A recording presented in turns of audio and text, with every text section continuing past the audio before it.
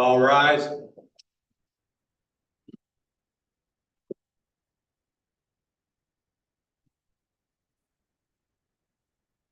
Court of Appeal in and for the Sixth District of the State of Florida is now in session. The Honorable John K. Stargill, Judge presiding.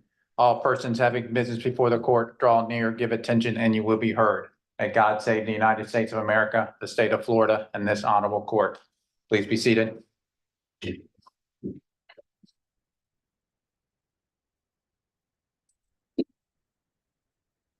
Good morning.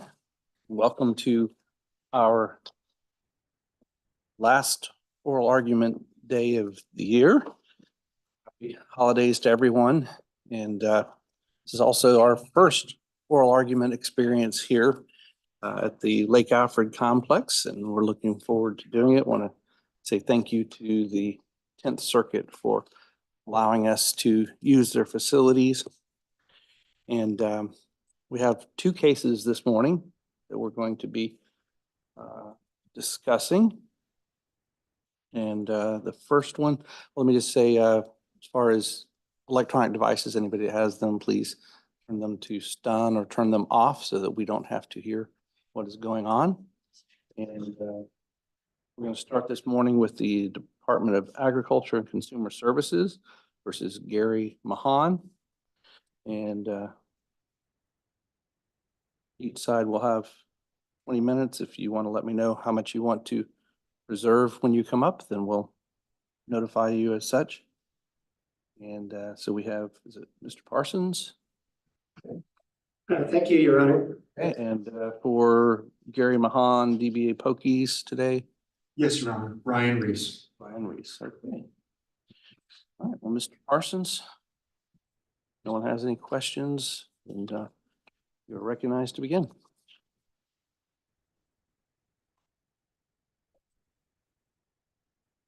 May it please the court, Wes Parsons for the Florida Department of Agriculture, the appellant and cross appellee.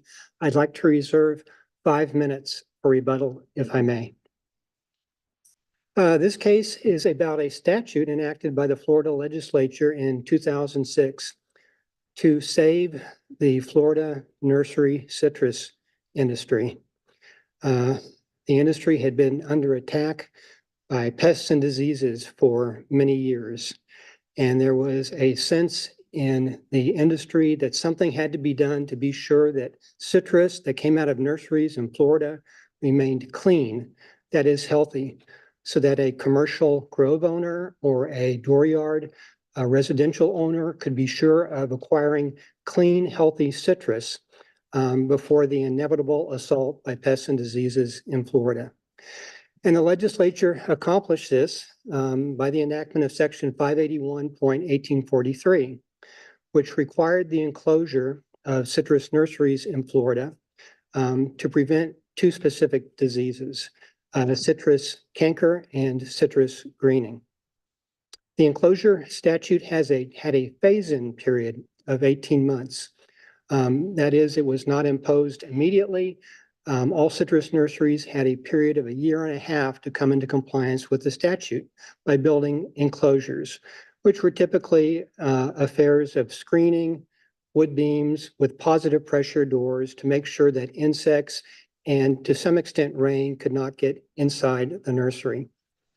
So I know you're going to get to the Penn Central factors, and I may just be beating you to the punch, but when we talk about the gradual nature, the phase-in nature, it seems like that may matter or may not matter at all. And to me, it kind of depends on this.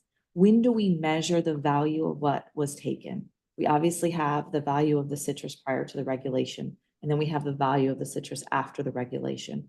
Do we determine that post-regulation value at the time of the enactment of the statute or at the time the citrus is destroyed? The time the citrus is destroyed. Wow. Well, the sense is that it is a loss to the owner, and that loss is determined at the time of the loss, just under general principles of law. So if this loss occurred in February of 2008, that was after the statute had been enacted and after the deadline of January 1st, 2008, which made it illegal to sell or distribute citrus in Florida that was not grown in an approved structure. So at the time of this loss, this was basically contraband. It could not be sold in Florida. It was illegal. And that is one reason the citrus had no value, Your Honor. No, I understand that, counsel, but could there not be facts in a particular case, possibly in this case, that shows a substantial devaluation of the citrus immediately after the passage? Opposing counsel talks about fire sales. Obviously, there's costs of coming into compliance. Why would we not measure it immediately after the regulation takes effect and Mr. Mahan in this case takes a hit? Because he obviously suffered a hit of some sort immediately after the regulation, not just at the time of destruction. Well, he did. I suppose one cannot neglect the phase-in period. It was in Mr. Mahan's hands as it was in the hands of every member of the citrus nursery business. They were in an extremely heavily regulated industry. There had been many regulations before. We had gone through the citrus canker eradication program where 10 million citrus trees in Florida were destroyed. Anyone in this business knew when they entered the business, they were entering a highly regulated business. Here's another regulation coming down the pike. It's addressed to a disease that everyone in this industry in Florida knew had to be taken into account. Can we talk about the history of Florida's attempts at eradicating this disease? Because it does seem the program that you just mentioned that took place in the 90s, there did seem to be a compensation component that came along with that program. Should that factor into Mr. Mahan's expectations, whether or not he had a reasonable investment-backed expectation? Well, any reasonable expectation would be by the grace of the legislature. By the grace of the Florida legislature, compensation was paid to homeowners of either $55 or $100 per tree in the citrus canker eradication program.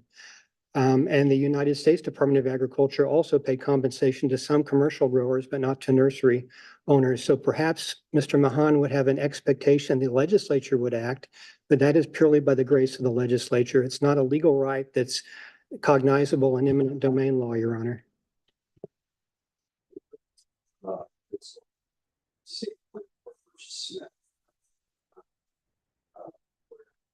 Here's from my reading of the case that the only reason why that statute was dealt with in any way favorably, some of it was stricken, some of it was not, was because the analysis was completely under the Florida Constitution, the eminent domain idea of taking a property without just compensation.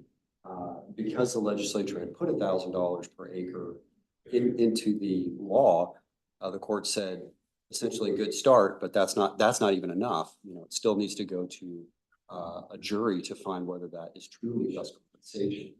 But to me that's a completely constitutional analysis, which would then go contrary to what you're saying, which is always in the grace of the legislature. That's not the language I'm reading out of the State Plant Board versus Smith. There are two types of cases recognized in inverse condemnation law: physical taking cases, and that's a physical taking case, and regulatory taking cases.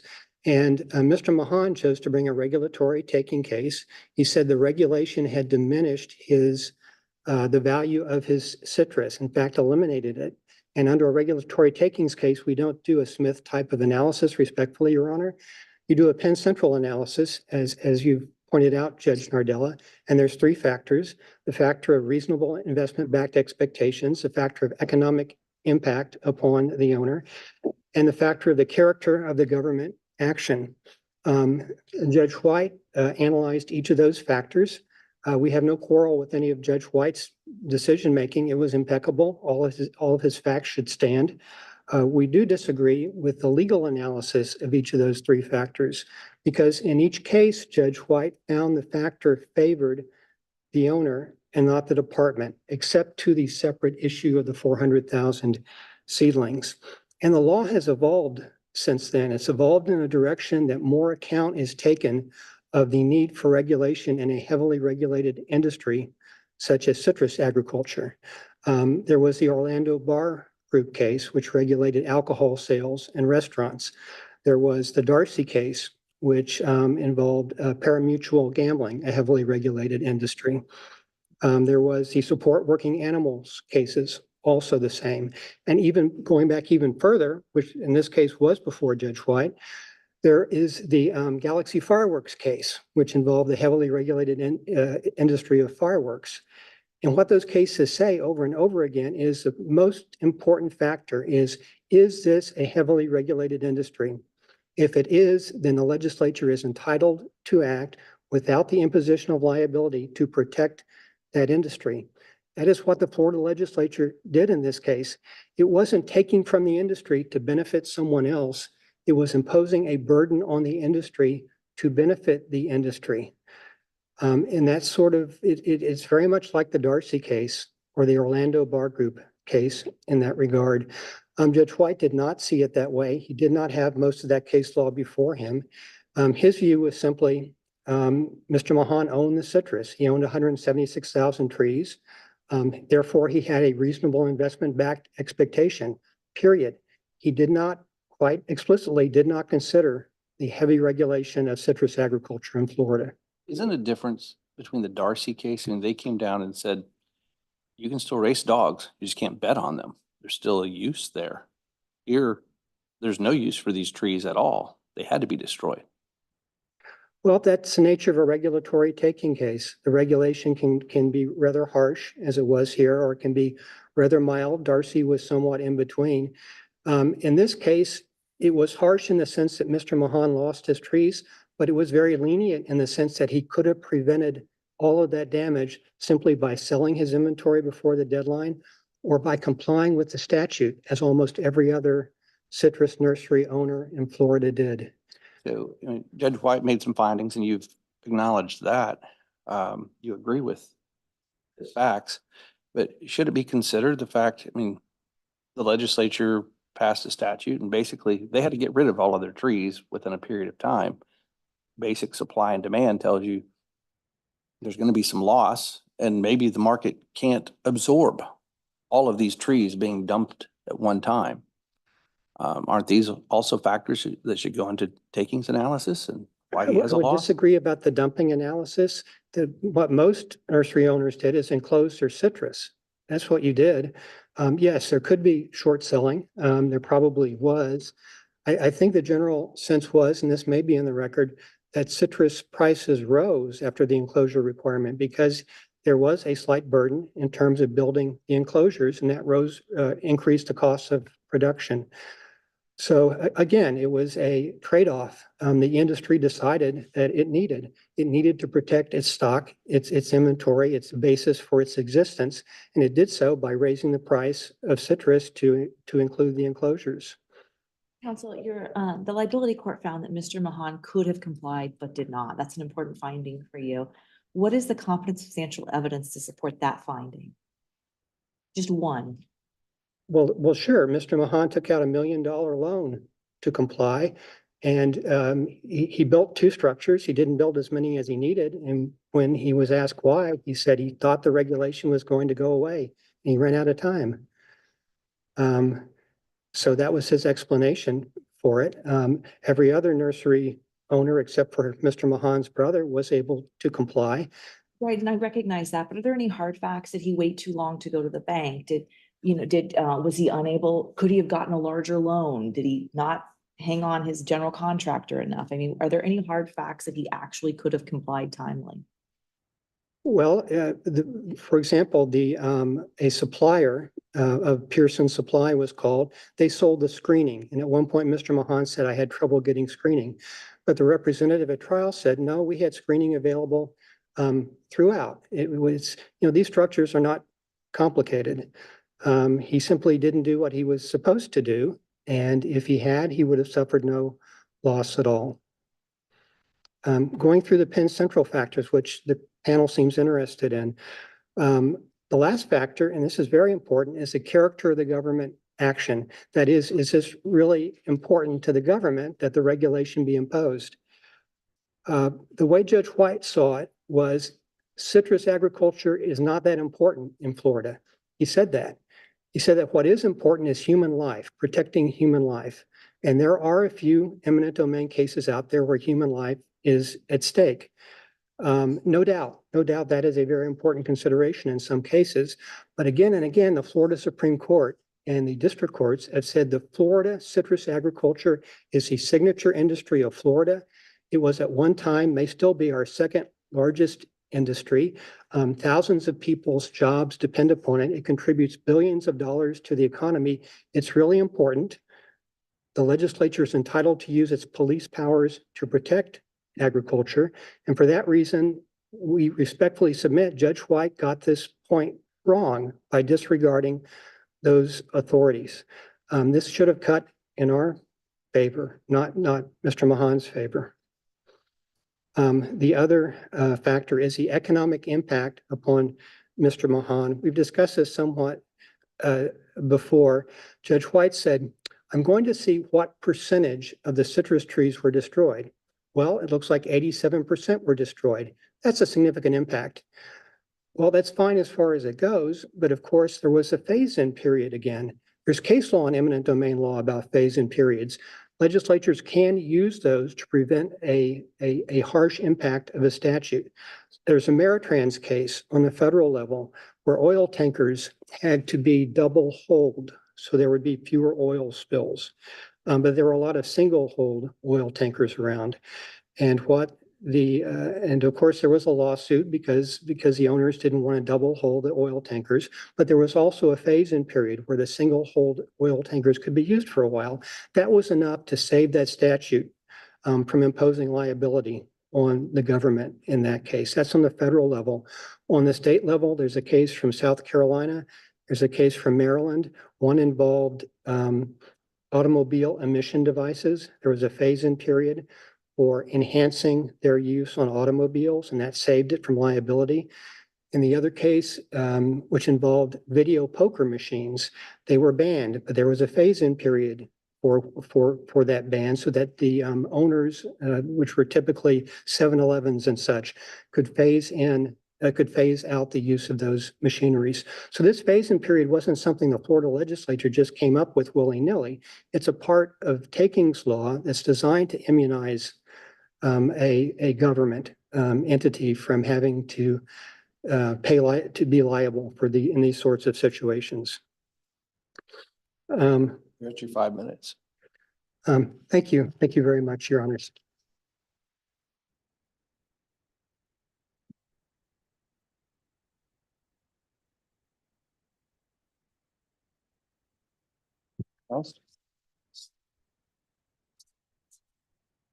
Good morning, and may it please the court, Ryan Reese on behalf of the appellee cross appellant Gary Mahan.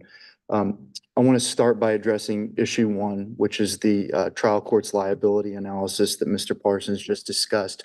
But before I do, I'd like to take the court through a survey of the binding precedent in the state of Florida as it relates to citrus takings and the unique protections afforded healthy trees that are destroyed pursuant to regulation.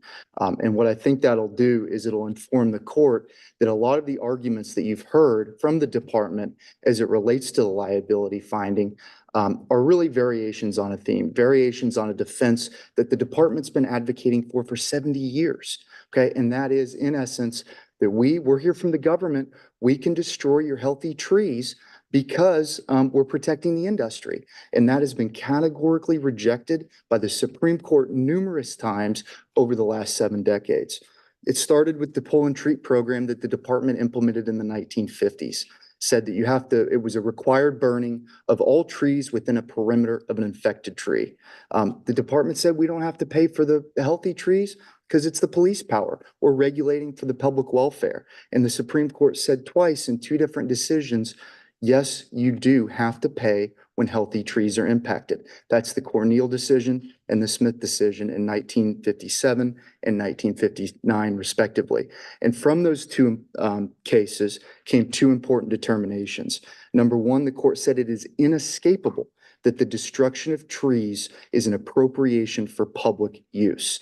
Number 2, that the police power, though broad, is still, use the word, fenced in or constrained by constitutional limitations, such as the right to compensation, and that the absolute destruction of property is justified only in the narrowest limits of actual necessity. Does it matter that Mahan destroyed these trees instead of the state? It matters not. It matters not. Same case, similar facts in the Reed Brothers case, Connor versus Reed Brothers in the 1990s.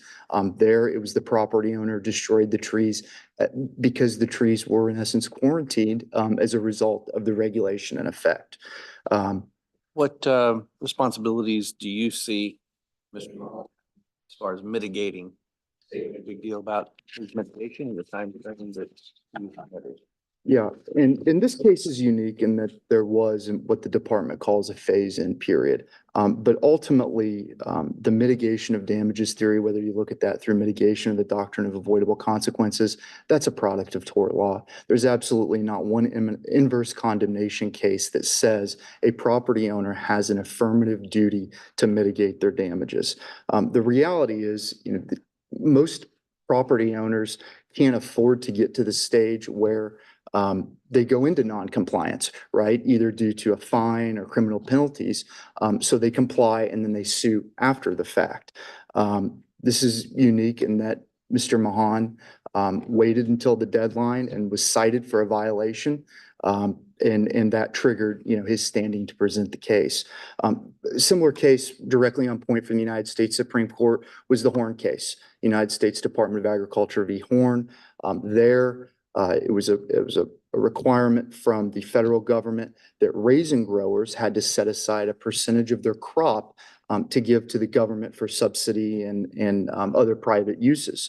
And they, like Mr. Mahon in this case, were cited with non-compliance by deliberately disobeying the new regulation.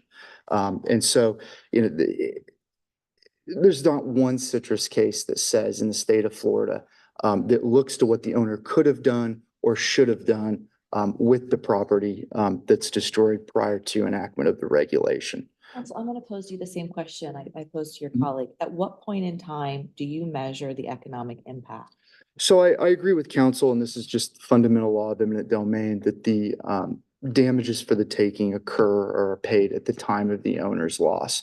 But that's not to say that the economic impact prong of Penn Central doesn't play into the calculation of the cost in complying with the government regulation, right? So here there was a ton of testimony. He borrowed $1 million to try and enclose 35 acres of citrus. He had, 18 months to do it. He borrowed money to do it. He attempted to comply. He sold. He took $30,000 just to advertise his citrus so he could, sell it as quickly as possible because he didn't think that he could keep the citrus that was presently being grown outside between 2007 and 2008.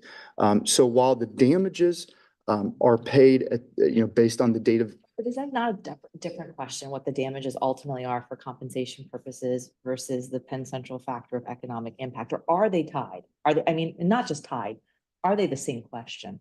So if I understand your Honor's question correctly, is, a lot goes into, especially with a phase-in period here, a lot goes into the economic impact evaluation, looking at the owner's circumstances, right? Takings cases are very ad hoc, they're very fact specific. So here the trial court looked at what did Mr. Mahan have to do to try and comply with this regulation? We did all the things I just said and he still was unable to comply. So those circumstances play into what the owner's economic loss, what his economic impact really is. The economic Right. impact is different than the loss. Understand. And the liability court certainly did consider how onerous compliance was. They certainly did. But they seem to rest the economic impact analysis on the framework of the ratio. Yeah, and the calculation was easy. It's, City of Venice versus Gwynn, second district case says you measure the property before the regulation goes into effect, you measure it after. And that's the difference in value. Isn't that different than measuring it at destruction? Because the ratio measures at the destruction point, not at the time the regulation takes effect. And that's what I'm trying to figure out for the Penn Central factor, is where I measure the economic impact. Well, you measure the economic impact at the date it's destroyed. I mean, the reality was up to the date of the department's required destruction pursuant to its own regulation. Mr. Mahan had valuable property and then he had no property. So it is a categorical taking of all that citrus that was destroyed. it lost all value. Under your analysis, I mean, if it, and given even a longer phase in, but even during this period, everyone's on notice not to continue to develop new product unless it's covered. Going forward, if we award damages to anyone who say, well, I tried, but I couldn't sell it, your position is that they get 100% and there's no reduction at all for the mitigation that they didn't try. If there were, it would be a question of compensation. It wouldn't be a question of liability. Inverse condemnation law there's not a case that I'm aware of that looks to see whether, and the department cited none, that looks to see what steps a property owner took to mitigate their damages. It's just not there in the law of inverse condemnation. 400,000 trees. We haven't talked about that yet. Sure. So, and that's the central issue on the appellant's cross appeal or the appellee's cross appeal. The trial court essentially relied on two findings, two determinations. One was that there was competent substantial evidence in the record that demonstrated that Mr. Mahan had planted that segment of his crop, the 400,000 seed plants, after the January 1, 2007 date that the regulations went in effect. Alternatively, seemingly unsure of that ruling, the trial court found that even if that wasn't the case, even if the record didn't show that he'd failed to meet his burden on that issue. And we contend that both of those findings are not supported by the record. As to the first, there was no competent substantial evidence that Mr. Mahan offered by the department that Mr. Mahan planted the seedlings after the January 1, 2000. Wasn't there testimony after the appropriate? Yeah, so So I'm confused. Why does that not matter? so it's not competent, number one, and I think the record's clear on that. The testimony regarding the age of the plants that were pointed to in the picture that I believe your honor's referring to came from the department's structural inspector, who admitted on cross-examination he was not a citrus inspector. He was not there to inspect Mr. Mahan's citrus and did not, in fact, inspect Mr. Mahan's citrus. Yeah, I think at the trial, he pointed to some pictures that showed a certain size of certain plants for the inference that was ultimately raised in closing argument. Well, those couldn't have been much more than 3 or 4 months old. So if it's Mr. Mahan's burden and we have Mr. Mahan's testimony and the liability court is disregarding Mr. Mahan's testimony, what does Mr. Mahan have? So we don't know why the trial court disregarded Mr. Mahan's testimony. Didn't the liability court tell us that they didn't find him credible because of a past? The trial court said that the judge was rejecting his testimony. They did not provide a basis. Now, it's inferred from prior questioning at closing argument that it was on the issue of credibility, but the reality was he wasn't impeached on this issue. The felony conviction was brought out in direct. It didn't go to truth or veracity. There was even dialogue between counsel and the court where they talked about these things. They even went into the issue of, doesn't he kind of have a reason to be untruthful here? Because if he planted all of those with an attempt to up the ante for possible takings. And I think the Walls v. State case hits that pretty squarely, says that the trial court cannot reject uncontroverted fact evidence, which this was fact evidence, unless contrary to law, improbable, untrustworthy, unreasonable, and contradictory. Now, so here we're going to... Equally untrustworthy. It's inferred... Credibility is not there. It's inferred from the colloquy between the court and counsel that there were concerns from the bench on credibility. It's not expressed in the trial judge's ruling. And in another, why would the trial judge find him credible on other issues and not as to the date of planting, as to the citrus seeds? It makes no sense at all. I was a trial judge. There was numerous times where I find parts of somebody's testimony credible, other times where it's not credible. I don't understand why you have trouble seeing where a judge can hear someone say something and it's in their best interest to say it. So it's not expressed that he found him untrustworthy as to that particular issue. And I think for this court's review, that needs to be a finding that's made in the record. Otherwise, we don't know if the trial judge found him uncredible or he just didn't like the shoes he had on that day. Now, that's an extreme example, but, you don't know, right? So that's why, and this is the difficulty with doing an oral ruling, at the close of closing argument and not having a comprehensive written order. The parties did that at the court's request, but it's not clear in his oral ruling at all. Never once does he find him untrustworthy. It's not in there. And in any event, we would contend that the error was compounded by not allowing Mr. Mahan to reopen his case. The case on that issue is the Greg Garcia case. I think it's somewhat acknowledged that I think it's in the judge's discretion to decide whether to reopen the case. it's certainly in the judge's discretion. That's the standard, is abuse of discretion. But here we met all four of those factors. We met the timeliness, character, the effect of the omission on the case was catastrophic for Mr. Mahan and non-prejudicial to the department at all. And the reasonableness of the excuse of not raising it prior to it was a close of closing argument, was that this hadn't even been an issue. The question of Mr. Mahan's ownership of these plants and when they were put in the ground was hardly even an issue. The questions from the department's counsel were just, when were you said, Mr. Mahan, that you planted these prior to 2007. Yes, these were in the ground in 2003, 2004. That's accurate. There was no further questioning. He wasn't impeached on it. He wasn't even impeached with the felony conviction. We would contend that the case was decided on the basis of procedure and not on the merits. 15-minute evidentiary hearing would have solved, this issue entirely. And I know the department says, well, the testimony would have been cumulative. Mr. Mahan would have had an opportunity to offer other witnesses on this very issue. In fact, we proffered Mr. Mahan's testimony, and then post-trial depositions were taken of nursery employees that said, this crop was all planted in the ground.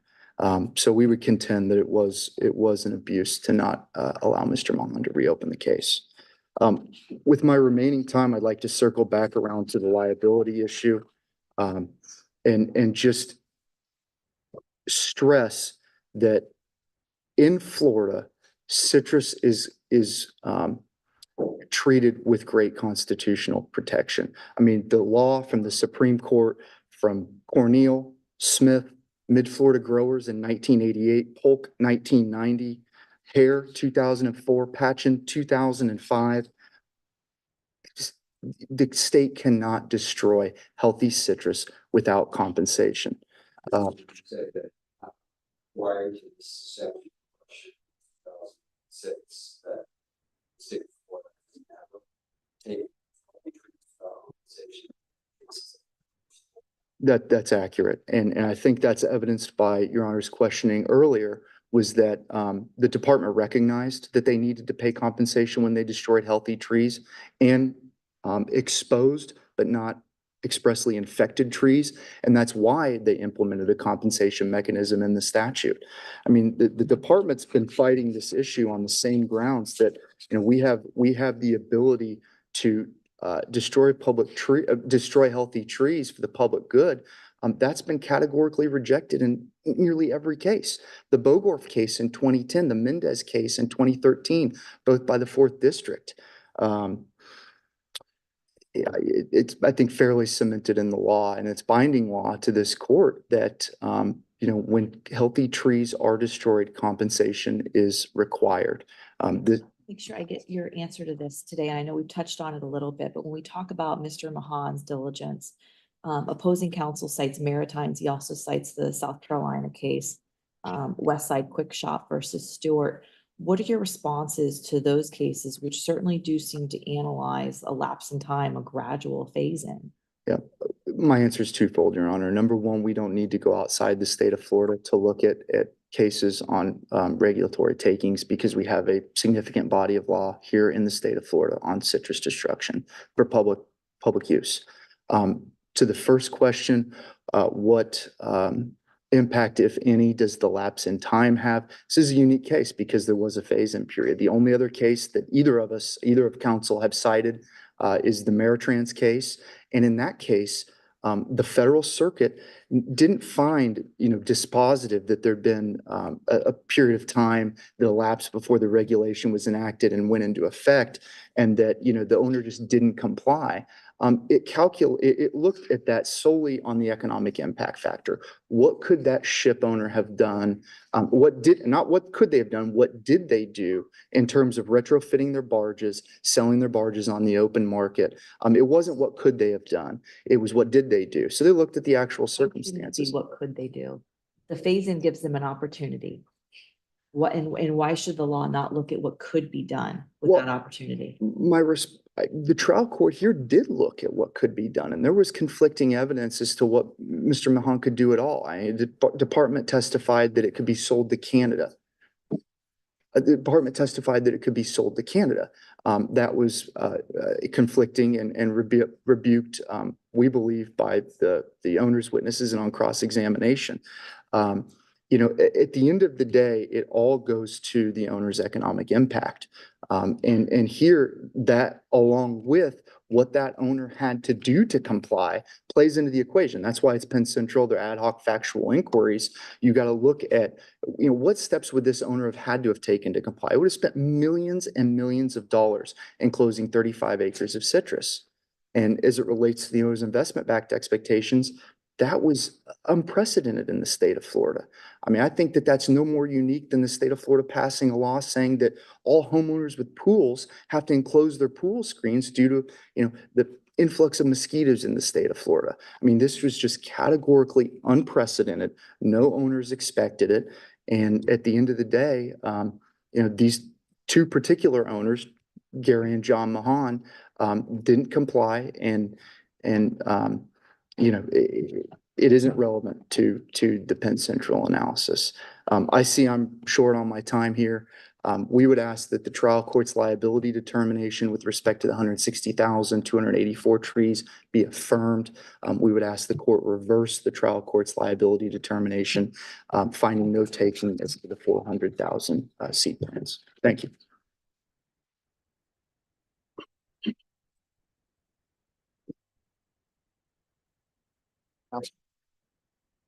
Well, let me address Judge Smith's point about whether there is a Florida case which finds healthy citrus to be non-compensable.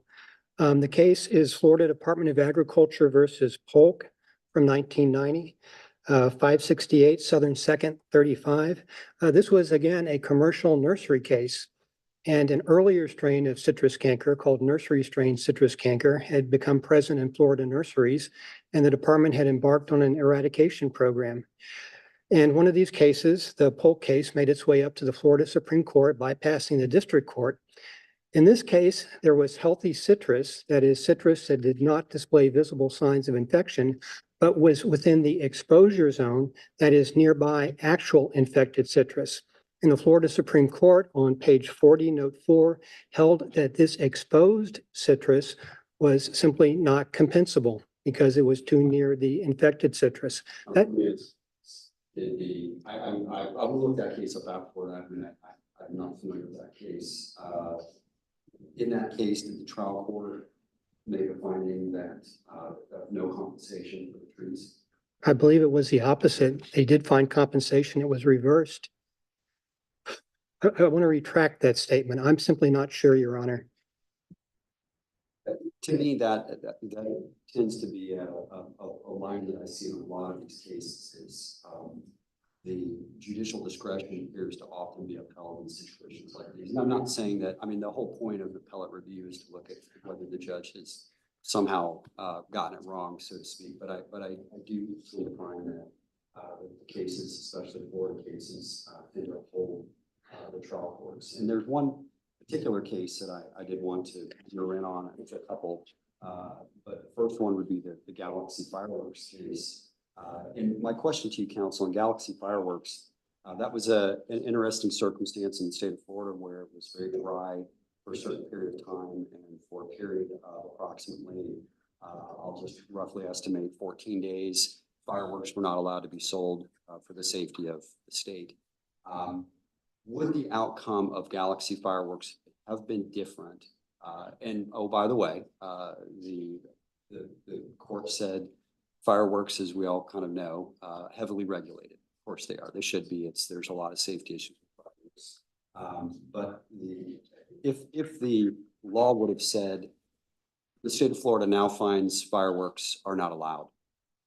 All fireworks companies, all fireworks retailers must take their fireworks and dump them in a bucket of water and destroy them.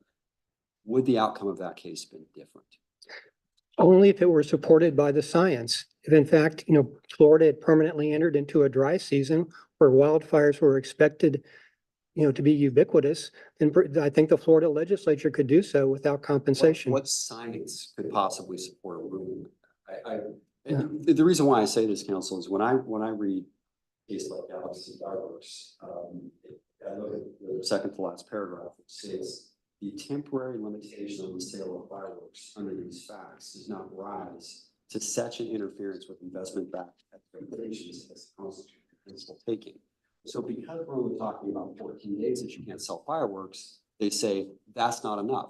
They didn't say, and this is, I think, critical to I think would go contrary to what I believe is somewhat the argument I see in the brief. They did not say because it's heavily regulated, therefore the government can do whatever they want and take whatever they want and destroy whatever they want.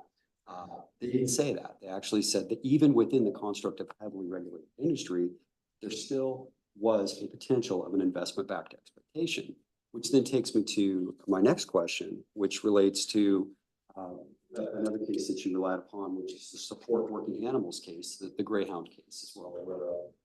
And in that case, the court went through this analysis where they said that at one point in time in 1930s is when this sort of gambling became legal, and therefore anybody that buys a racetrack of dogs, something within the gambling industry, must be prepared for the legislature with the same stroke of pen to say, we're not allowing this anymore. And that's exactly what happened with the Greyhound racing. Stroke of the Constitution, and it wasn't allowed anymore. And according to the federal court this time, no compensation. And my question to you would be, when in the state of Florida has it been illegal to grow an orange tree?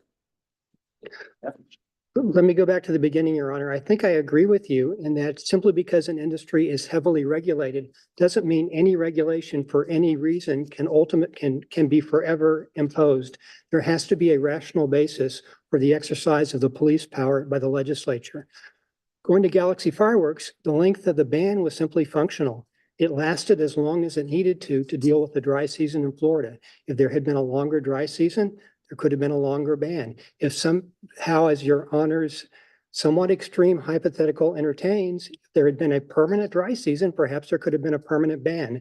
Those are the only situations I think that would justify a permanent ban. But of course, we're not dealing with that. We're dealing with a situation with fireworks where we only need a ban for a period of time. Kind of analogizing now to the situation we have in Florida, we have diseases which are now endemic in citrus canker and in citrus greening. A permanent ban on growing citrus in nurseries that is not within an enclosure is necessary. It's not going to change. Perhaps someday we might breed a better resistant type of citrus, but that day is not here yet. So we do need, in a sense, a permanent ban in citrus nurseries. Going back to support working animals, You're past your time, but you can finish up this point and. I think it's basically the similar sort of analysis, Your Honor. In eminent domain law, the distinction between permanent takings and temporary takings has generally eroded in the last few decades. At one point, a temporary taking was not even compensable. It certainly is compensable now. You can take a time slice, a taking of certain rights in certain property for a certain period of time, and in some circumstances that can be compensable. Likewise, the fact that it's a permanent ban doesn't necessarily mean that it is immunized or not immunized as compared to a temporary ban. Thank you, I counsel. ask for reversal. Thank you. Very interesting issue and good arguments.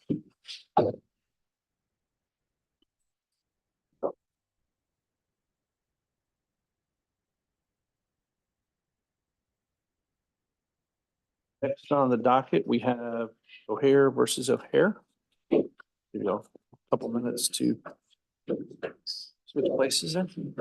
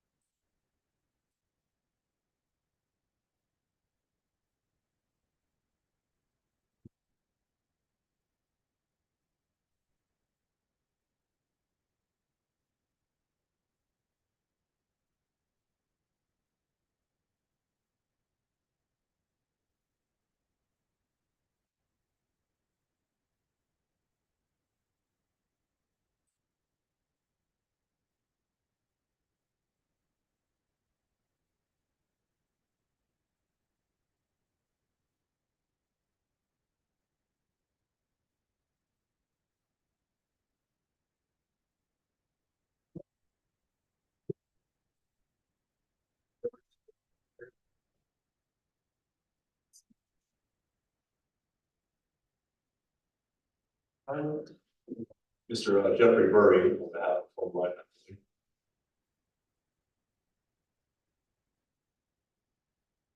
Welcome.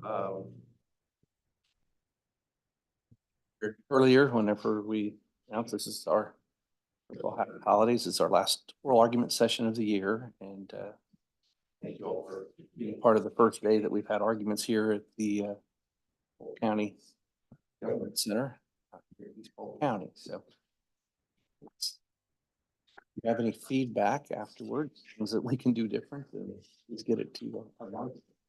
We're excited to be here. And Mr. Sessions, you're recognized. Yes, Your Honor. I'd like to reserve 2 minutes, Your Honor. And my own feedback is I didn't know what to expect when I got in the car, and it's a beautiful facility. So Yeah. glad to be here.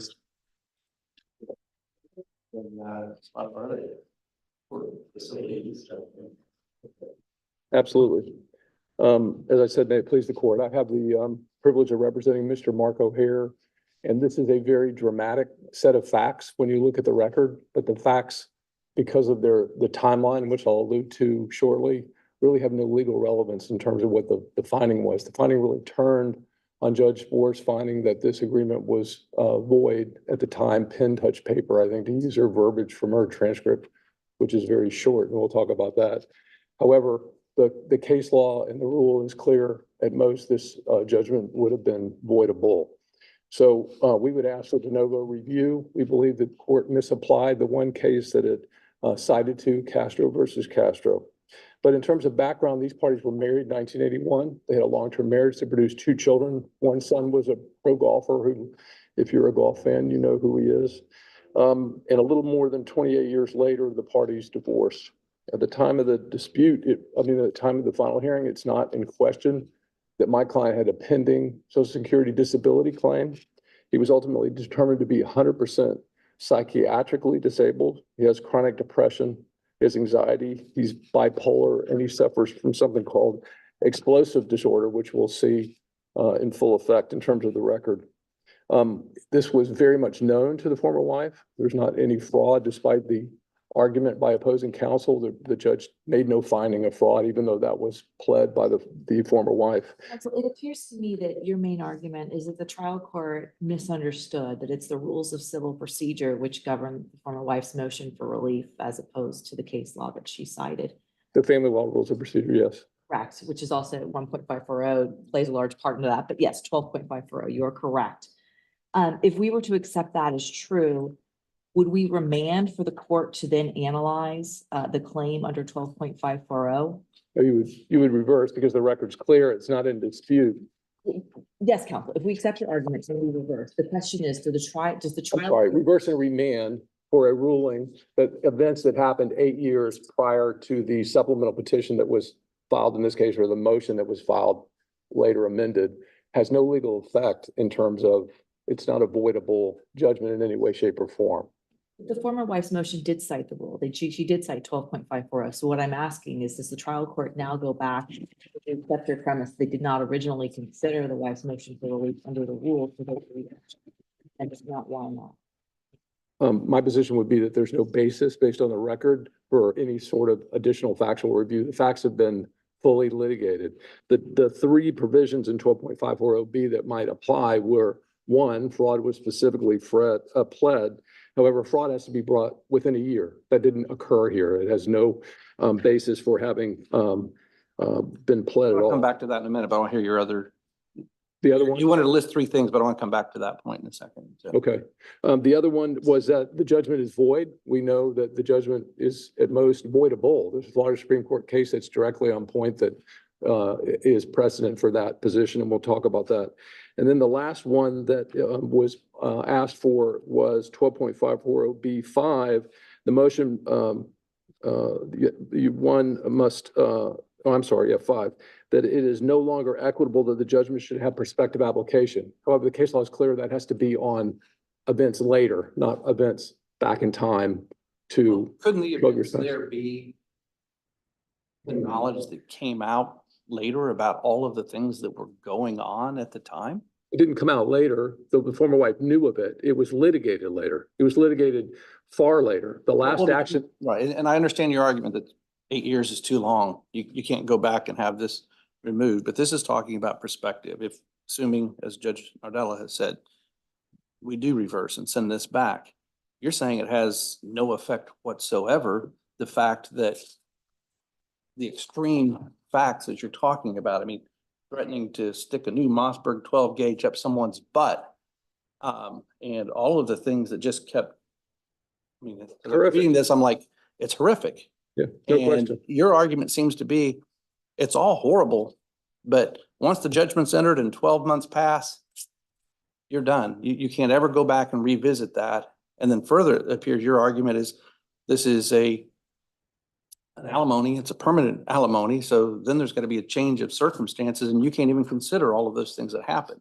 Is that basically your position on It's that? not merely my position, it's what 12.540 says on its face. There has to be a basis. The only case law the court cited, which I think you recognize, and you're asking me something that's deeper, is Casto versus Casto. Casto isn't a case about trying to overturn a final judgment. It's a question about the effect of an agreement.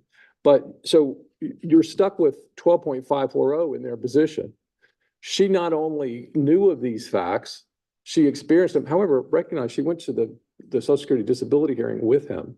So one wonders about that, but She knew he had a regardless, disability and that he had this explosive personality. she knew all these things. She knew all these things. She experienced them. It caused fear. The courts decided that. I accept that the courts decided that. Those facts are decided.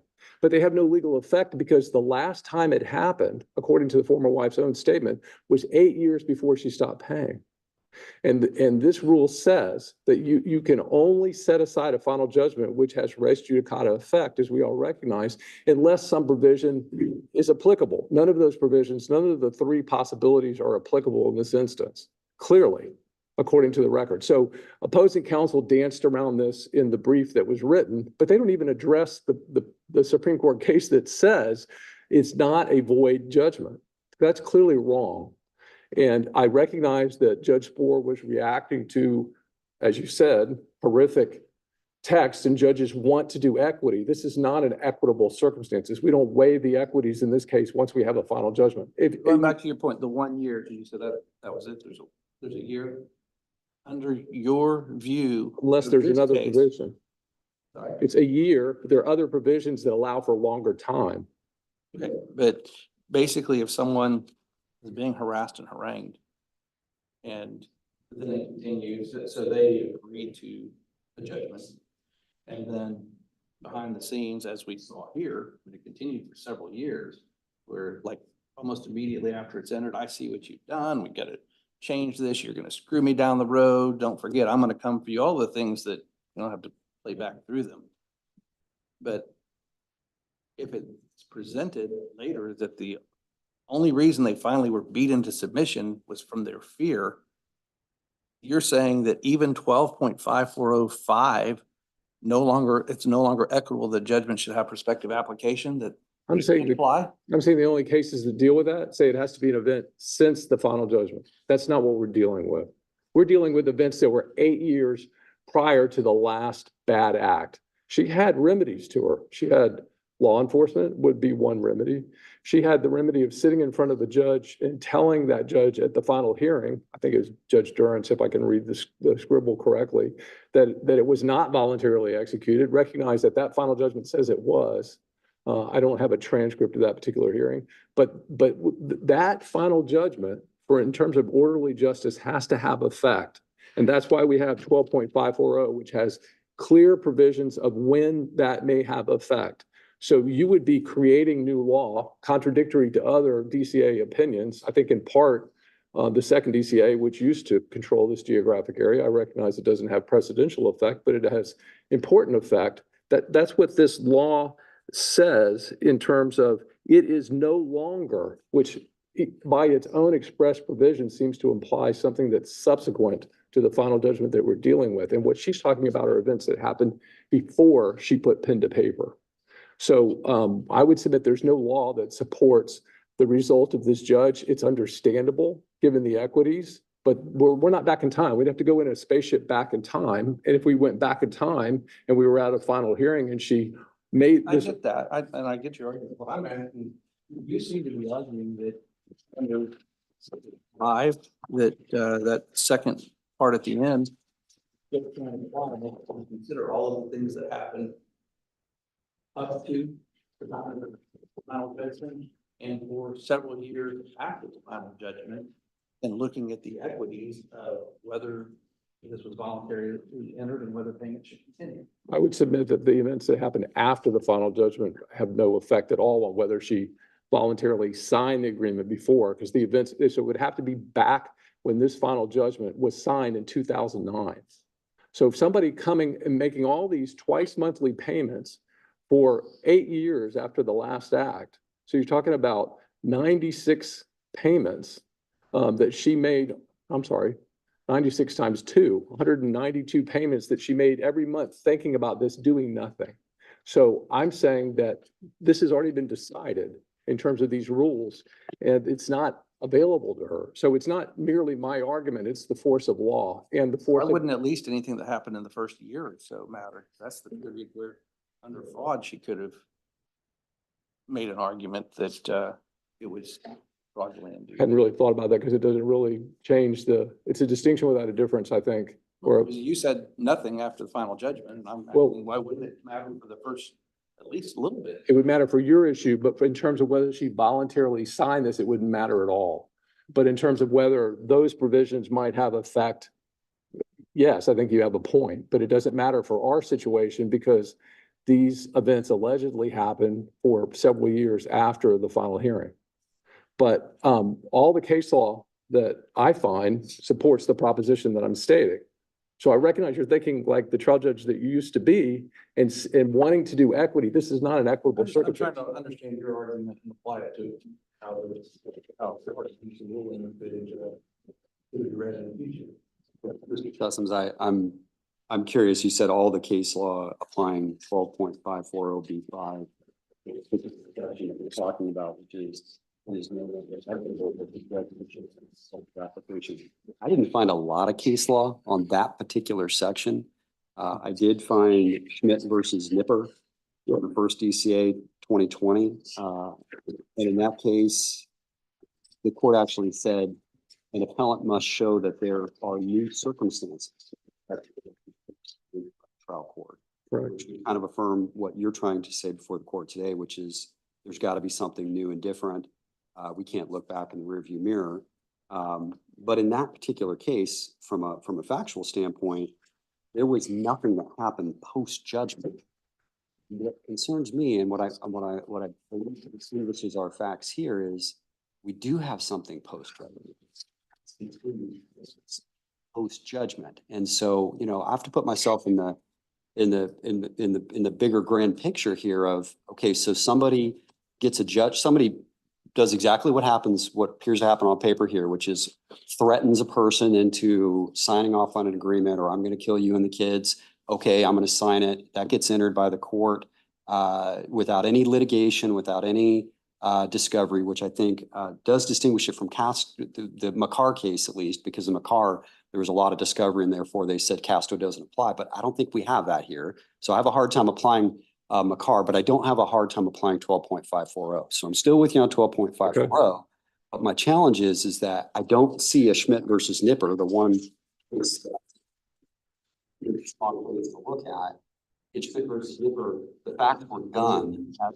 There was no talk of threats continuing after the date of judgment. And again, big picture perspective, somebody gets a judgment and they have an extreme situation where they're threatened at gunpoint, held in a basement for 365 days, or like in a situation like this, threaten the life of you and your children.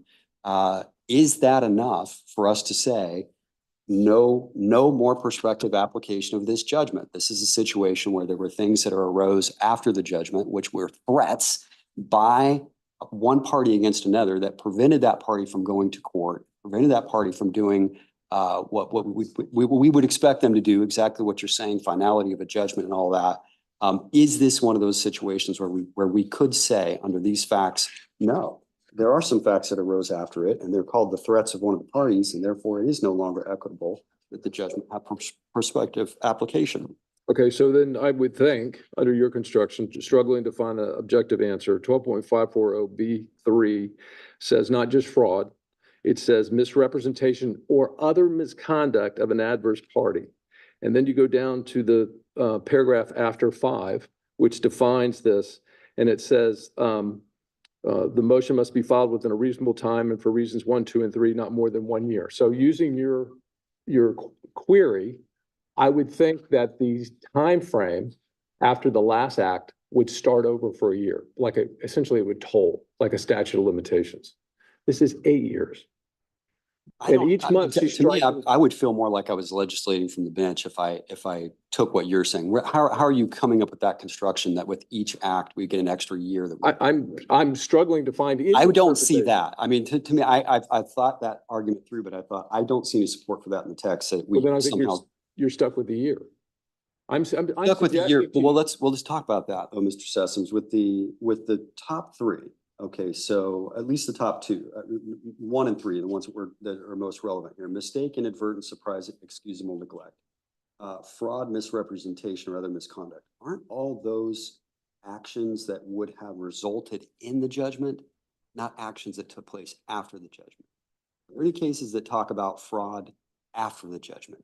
Or is this all, for instance, There's nothing that talks about action after the judgment. Well, I mean, so somebody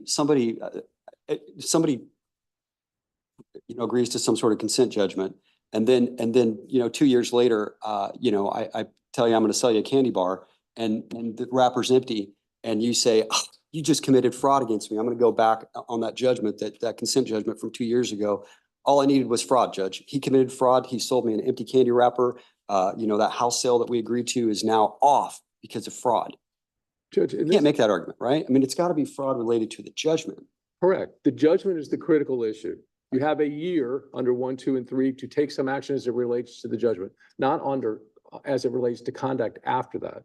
The only thing the conduct afterwards may have done is make her wait to do something, which she does 8 years later. But there's no provision, 0.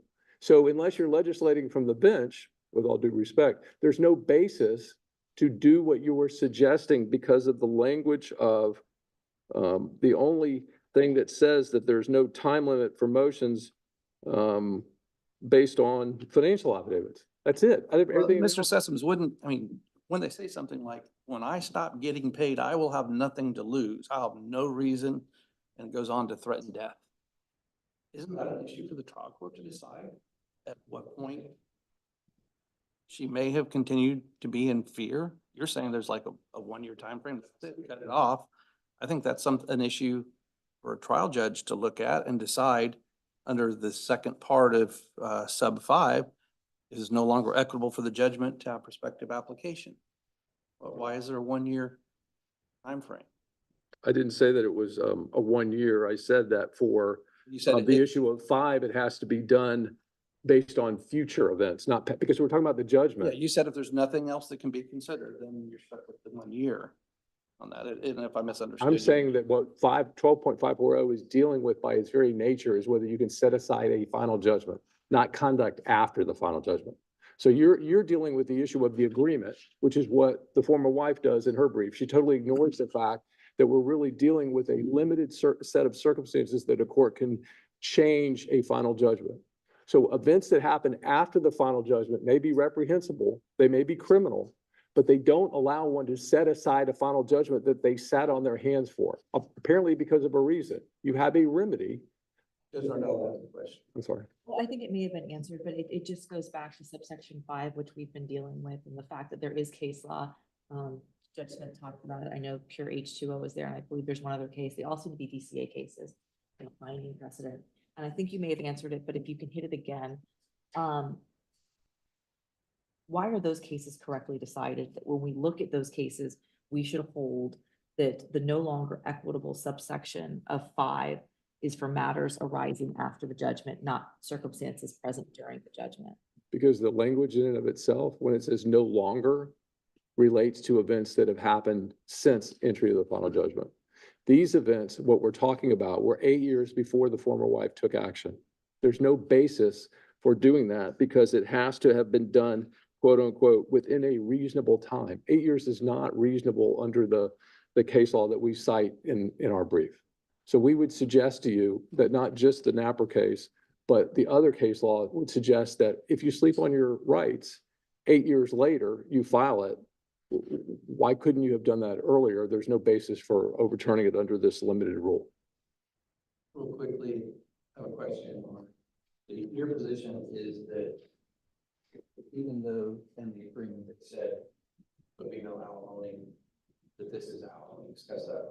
Well, the interplay between section 71 and 215 of the Internal Revenue Code allows one to change the designation. It's done all the time in common practice when when alimony was deductible and includable. So the 71 says you can deduct it, 215 said you can include it before the law changed. So it expressly allows you to change that. There's a Florida Supreme Court that recognizes that. This is not unusual in any way, shape, or form. So all of the criteria that make it walk like a duck, quack like a duck, et cetera, in terms of alimony are there. It clearly was support purposes. It's not unconscionable based on the record, based on the fact of the long-term marriage, and she clearly had the ability to pay it based on her own financial affidavit. And there clearly was a need based on the expenses, not just the former husband expressed, but what the former wife expresses in her affidavit. We'll give you your 2 minutes. Thank you. I appreciate We'll it. give you the question.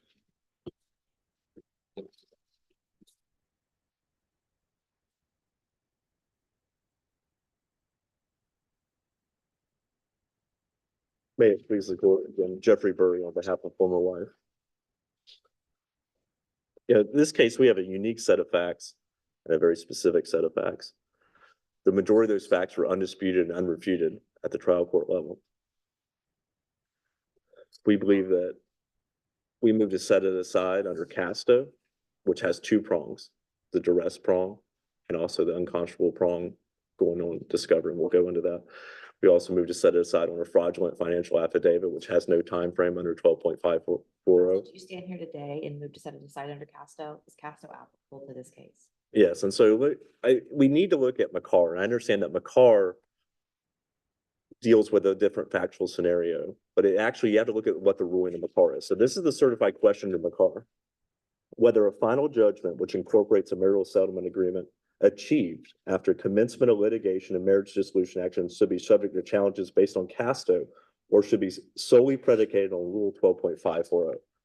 So right there, the Florida Supreme Court is there's 2 standards. You have a Casto standard for the agreements, and then you can also set aside under Rule 12.540. McCarr said, Counsel, doesn't that make more sense when you look at the nature, the posture of the proceeding? I mean, Casto, they talk a lot about their arm's length, things like that. We may have duress have a different standard when we're not in the middle of litigation with our discovery, and all that's interesting. But why does the final judgment not cut this off? It no longer becomes about a private contract and how you may, and whether or not you should set aside a private contract, but the limited grounds upon which you should set aside a judgment.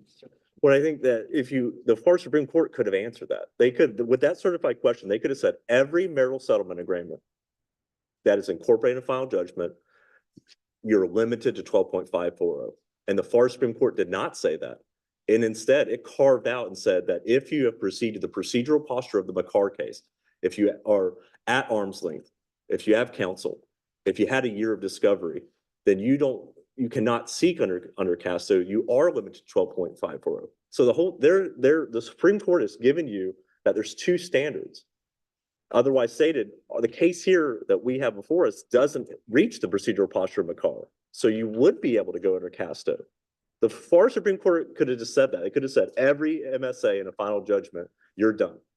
But it didn't. And again, we have to go with the court of equity and look at the very facts of the nature. And if you even think about like Petracca was a case where it didn't even go to a final judgment. There was 2 weeks prior to the trial, the parties reached an agreement, and before final judgment, they set it aside and they said, there's lawyers, there's discovery, you've reached a procedural posture, so you cannot set that aside, that agreement under Casto. So that's before a judgment. Well, absolutely, but they provide a different analysis than CASA, which is looking like before, you may be pro se, you may not have discovery. Petracca is saying, now you've had discovery, maybe we don't set aside the agreement, but they're not reaching the ultimate question of the judgment. But I do think that with the McCarr, it's Makes sense. and then if you look at a post-McCarr case, there's a case that we cited called SUPA. So that was a case of MSA, very similar facts. No attorneys, or there might have been a one side had an attorney. MSA petition, judgment, bam, bam, bam, an uncontested case. They moved to set it aside, and the court, a post-McCarr court, used the Casto standard. And again, that was an MSA that had been applied, incorporated in a final judgment. So it wasn't limited 12.540.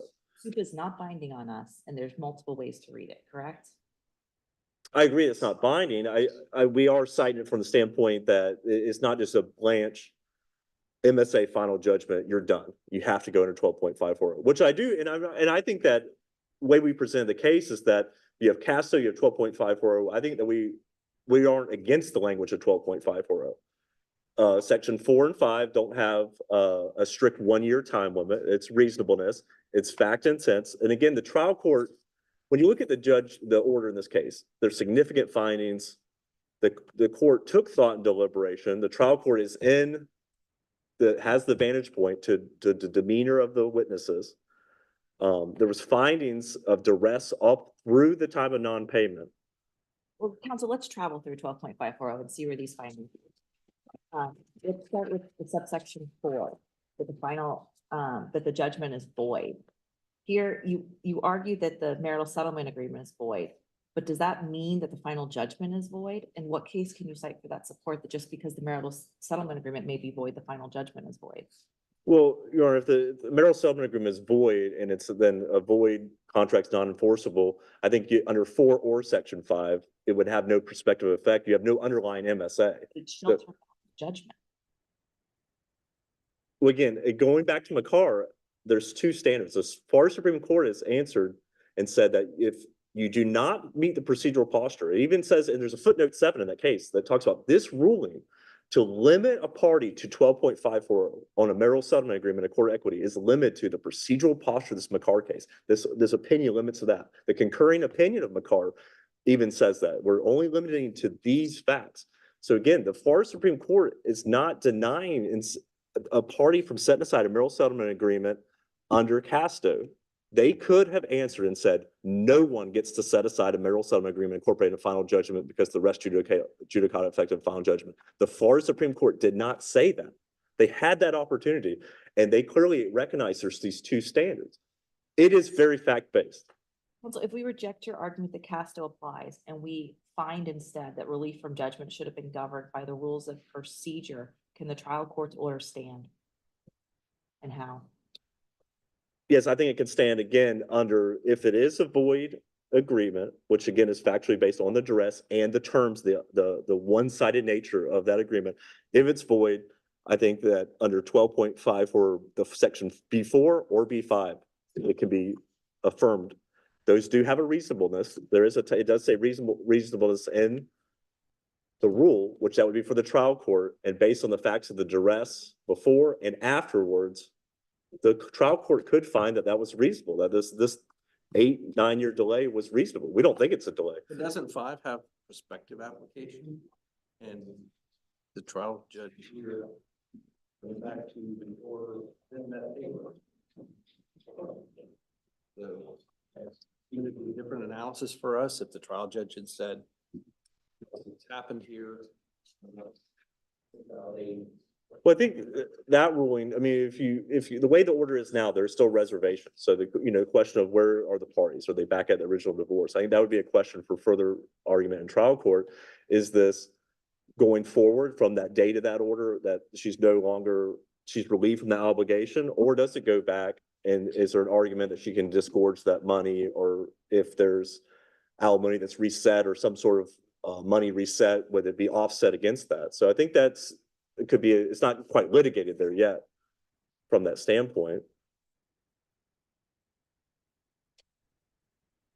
I don't know if that argument wasn't made up in the trial court. I think that would be for the next stage of the case on the As it sits here today, we have to make that decision. Whether we can apply 5 because it's clearly by the wording is prospective in nature going forward, and but you're recognizing you can continue with your argument. Going back to the question about if Casto is off the table, this 12.54. So we had the void. So you have section 4 and 5. I think with also the duress, you would still have the section 5 of going it's a court of equity with the facts. And then we also have the fraudulent affidavit argument and that wasn't ruled, it wasn't denied, it wasn't ruled upon in the order because the judge ruled on the Casto and the lack of consideration, but that would still be on the table too. So we think that that was supported to set it aside under 12.54B5. And I know I'm coming up, and I'm sorry. I know that I'm coming up here and saying there's these 2 standards and pick one. Which one are you picking? We believe that that we're not against any of the language of 12.54. I do believe that under McCarr, that in this marital settlement agreement, that with the facts of this case, that Casto can still be applied to set aside the agreement. If you set aside the agreement, I think the new fact under 12.5 would be that the agreement's gone. And so the final judgment then is no longer applicable. But even if you look at 12.540, again, going back to McCarr, the appellant wants to argue that section 3, that we're bound by this section 3. And so everything has to be within 1 year. Casto's broader. The first prong of Casto doesn't require fraud. Fraud's one of the issues, but there's duress, there's coercion, overreaching. The second prong of Casto is not in 12.54. So 12.54 is a broader test. I mean, that's what McCarr and the Far Supreme Court said. Do you get the broader test if you have the procedural posture of McCarr? No. We don't have that in this case. And so with that broader test, we do believe that we can go under Casto. We don't think that section 3 applies for this 1 year limitation. And to think about that from these events, this duress that enters this one-side agreement, the duress continues. So based on appellate's argument, as long as that former husband for 366 days continues that duress, bam, he wins. He's got a windfall unnecessary. You can't do anything about it.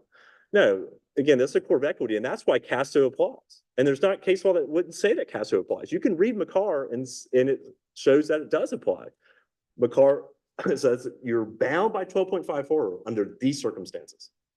We don't have those circumstances in McCarr. So you have the ability to go under the agreement under Casto. They could have said every final judgment that incorporates the MSA, you're done. And they chose not to. Real quickly on the void, there's an argument about that it's a voidable final judgment and that would need to be brought in a year. And the case that the appellant cites in the brief was Williams' case.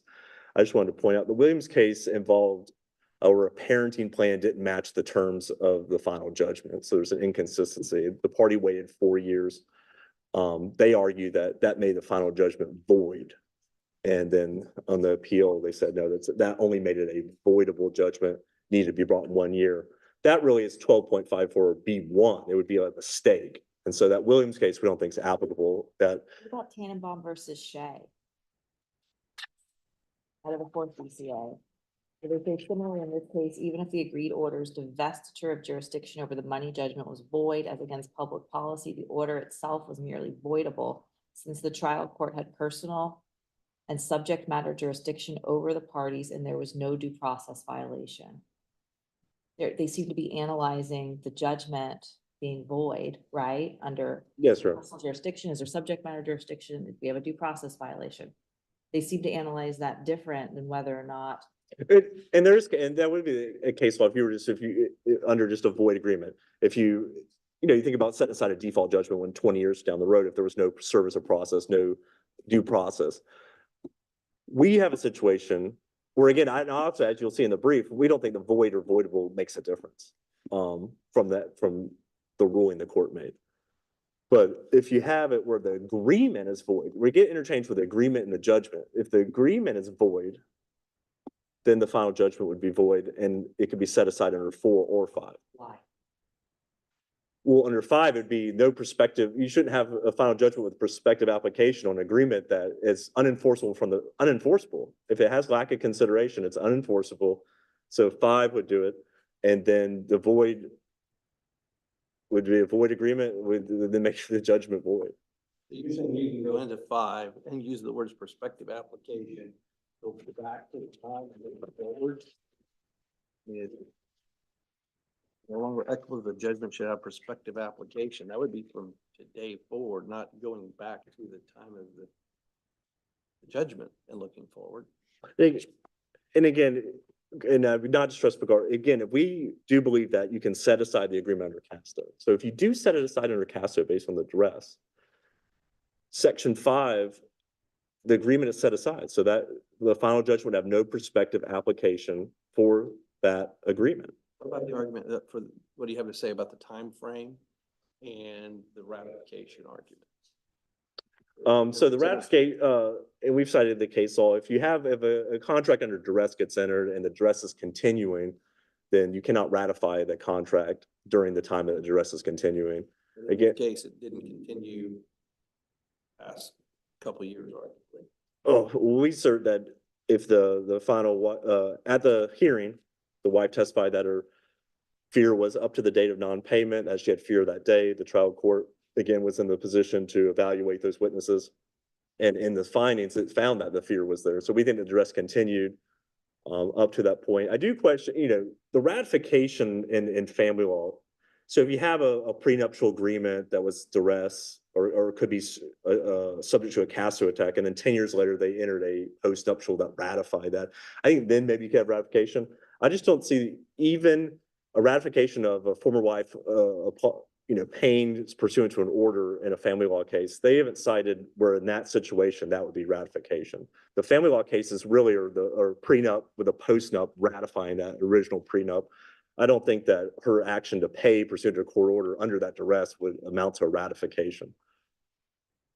So, Casto, 1987 case, 1984, Florida Rules Civil Procedure was applicable to family law cases 1.540 at that point in time. So they could have mentioned 1.54 if they wanted to, but they didn't. In McCarr, I know you're saying that effectively that McCarr makes Casto applicable outside the realm of any time restrictions that are in 12.540. But as I look at McCarr, it was filed within the 1 year after the judgment. So judgment gets entered and then they file the motion within a year. So there's no, what I would read McCarr, I think is the proper read of McCarr is that Casto is a basis in the legal sense as you're raising it, but it doesn't avoid the time limits that would be under 12.54. You might be sensing that from my colleagues as well. But let's just say we did follow your argument in regard to Casto and that challenge could be raised at a broader time perspective than 12.540 currently provides.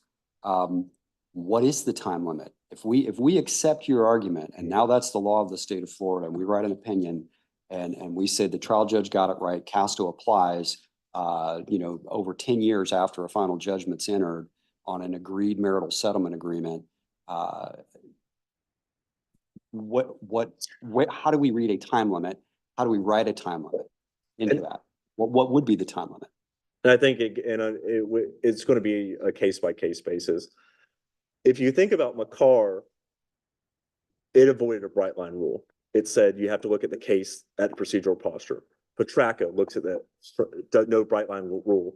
It doesn't say McCarr only applies after judgment. It applied McCarr prior to a final judgment.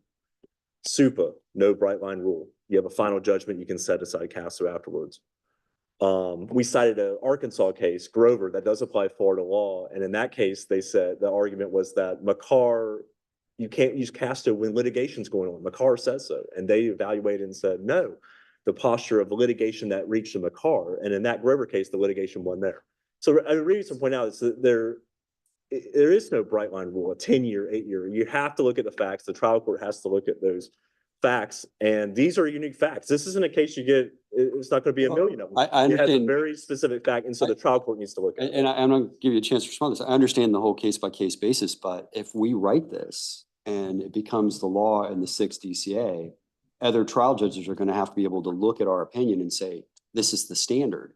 And from what I'm hearing, you haven't given me a standard yet. What would be the standard that what we would set as the time limit? Well, I think again, I it's think not that's 12.540.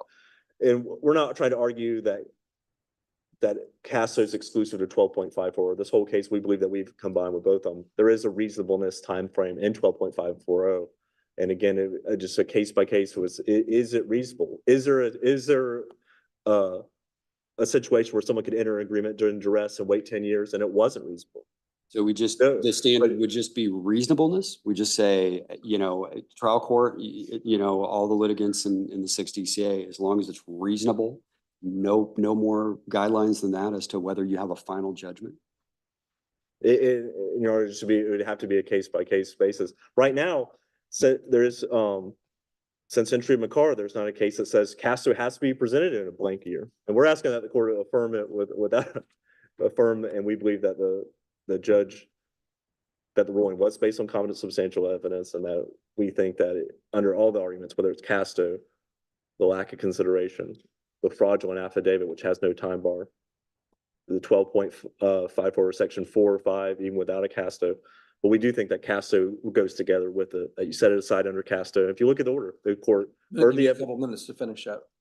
The court heard the evidence, set it aside under Casto, and then they would have the right to set aside the judgment after having set aside. And again, just to touch on it, like I said, under the appellate's argument that you have this duress, a one-sided agreement, the former husband wouldn't have been able to get any of this relief under a court of law. It's saying, hey, let's get this divorce done, let's get this divorce done, gets the duress continues all the way up to through the hearing. That's found that under their appellate argument that somehow if he made it 366 days, then he gets this windfall and he's success, it had succeeded. That's not, we just don't see how that would be how society is.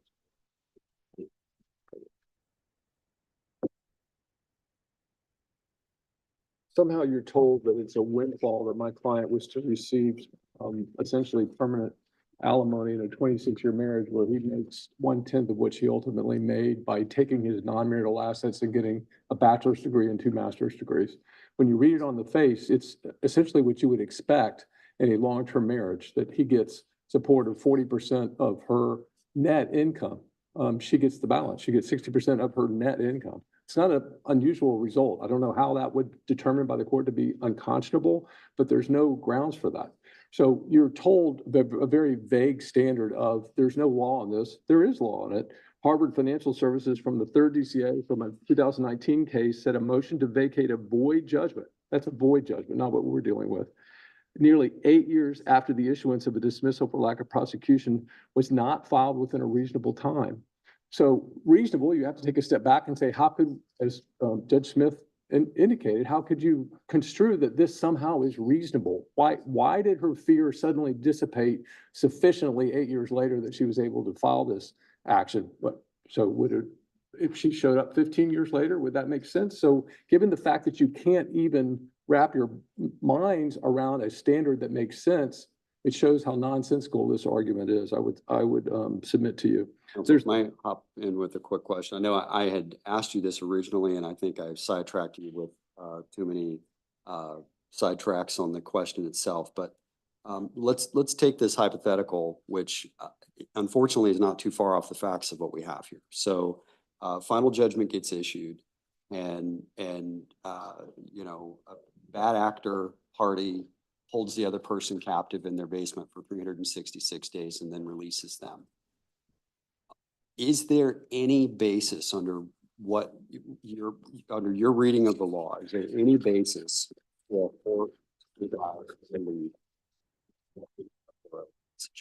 any basis? I think in that particular situation, you could construe it, even though it doesn't say it with any precision. The motion must be filed within a reasonable time, except there will be no time limits. I'm sorry, under 5, the last clause. It's no longer equitable that the judgment should have prospective application. It's no longer equitable because she just got out of the basement. So that event happened after the final judgment, but I think in that particular situation, you would construe it akin to a tolling statute. When it runs 8 years, it's too long, and we have the Harvard Financial case to deal with that. Recognize this judge in So the. that would be under 12.540B5 last. Correct. sentence, correct? Okay. Correct. Recognize this judge says herself, I waffled on this 4 times. The paucity of her findings in her transcript indicate that she was swayed by these emotional, equitable facts and not the law. There's no basis to find this. Avoid the restatement of contracts, and the cases that we have are very clear that this is at most avoidable. I'd also encourage you to deal with the issue of fees and costs, because that wasn't dealt with by the court at all. Thank you. Appreciate your time.